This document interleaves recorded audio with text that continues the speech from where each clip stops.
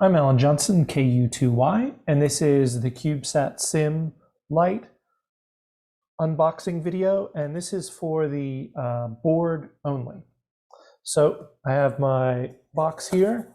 I'll open it up and see there are standoffs here, 4 standoffs, 4 nuts, 4 screws, and a micro SD card, which has the CubeSatSim software installed on it.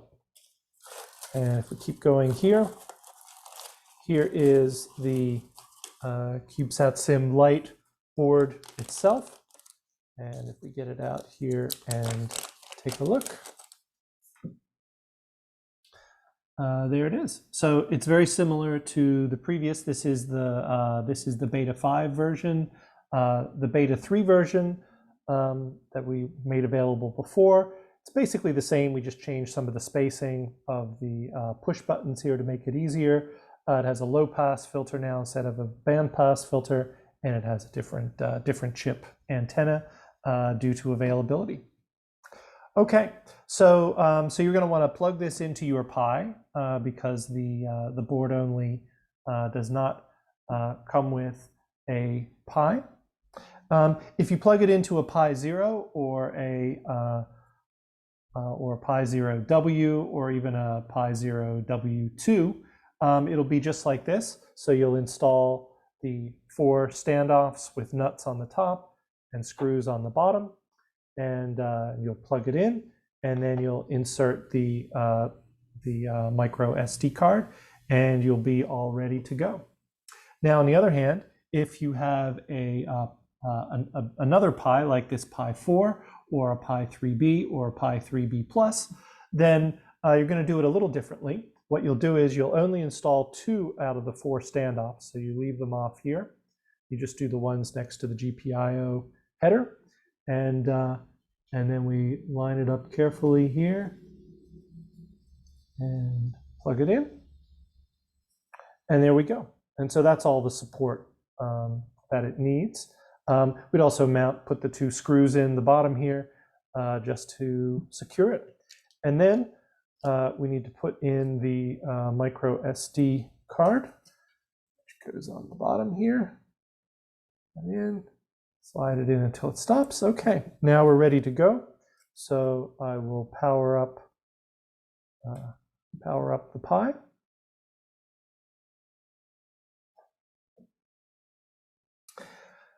And I have my radio turned on here. I'm monitoring 434.9 megahertz FM, so I should hear the CWID.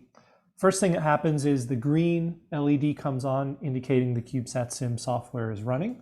You see the Pi LEDs have been blinking here, indicating it's booting up.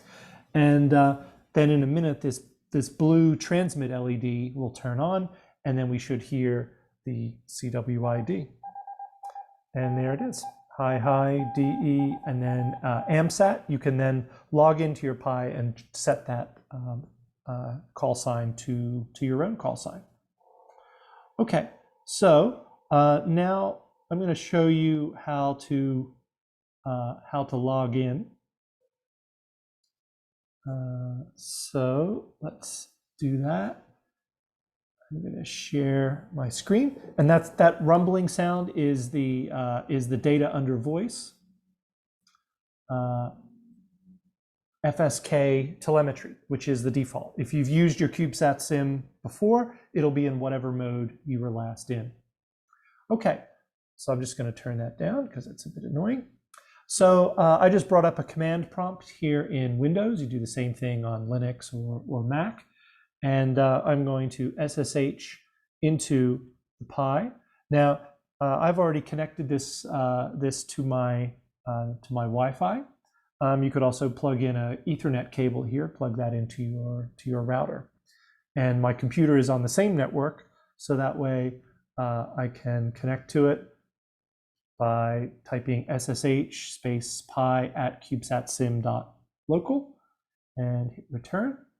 Now, the first time, that's interesting.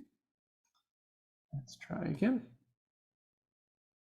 The first time you connect, you may you may get a message saying that the fingerprint has not been seen before. And there we go. You get that kind of message, the fingerprint. Are you sure you want to connect? And you say yes. Now you get prompted for the password, which is raspberry, just the default. Of course, you should change that password once you log in. You should type it correctly too. There we go. Now, all right, so I am logged in. Now, if I connected a monitor to this, I would get this same black screen here. Basically, this is the Raspberry Pi console, so you can type in commands. But if you have a Pi 4 or a 3B or a 3B Plus, you can use the Raspberry Pi desktop and use the graphical user interface. So let's enable that. So I'm going to type sudo raspi dash config and then enter. Okay, so this is the Raspberry Pi configuration tool. If you've used Raspberry Pis, you probably use this a bunch of times. So I want to do system options. So to select that, I just hit enter because it's highlighted in red there. So I just hit enter there. And now I want to use the down arrow to go to boot auto login and hit enter again. And now it's set to console, but I want to change it to desktop, and I'm going to change it to desktop auto login. So it'll just automatically log me in with the default username Pi. So I hit enter, and now it's configuring that. Now it's done. So now I use the right arrow to go down there to finish, and then hit enter. And it asks me, do I want to reboot? And I'll say yes. Just turn my radio up again. So the Pi just rebooted here, and notice that the green light and the blue LED went off, and the Pi LEDs have been blinking there. The green LED just turned on, indicating the CubeSatSim software is running, and in a minute the blue transmit LED. Now we're going to log in remotely using an application called VNC Viewer. It's a free app. Pretty much any VNC client will work, but VNC Viewer is a good one, and it's cross-platform. So you don't have to log in or create an account or do anything like that.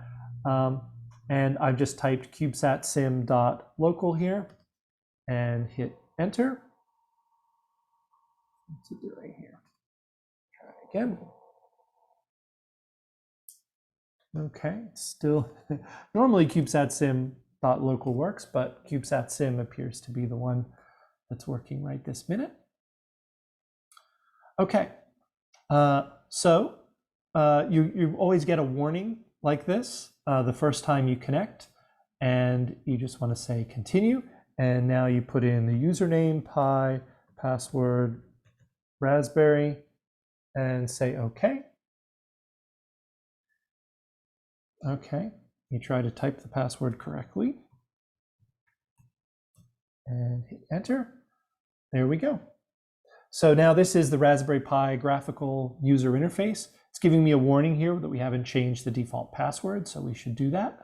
But we can do all the normal things. If we want to do things to the CubeSatSim software, we need to bring up a terminal window here. So I click this black box at the top.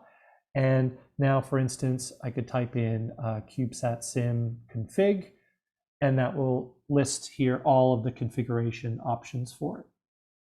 Okay, so hopefully this video has been useful to show you what to do with your CubeSatSim Lite board and how to plug it into a Raspberry Pi.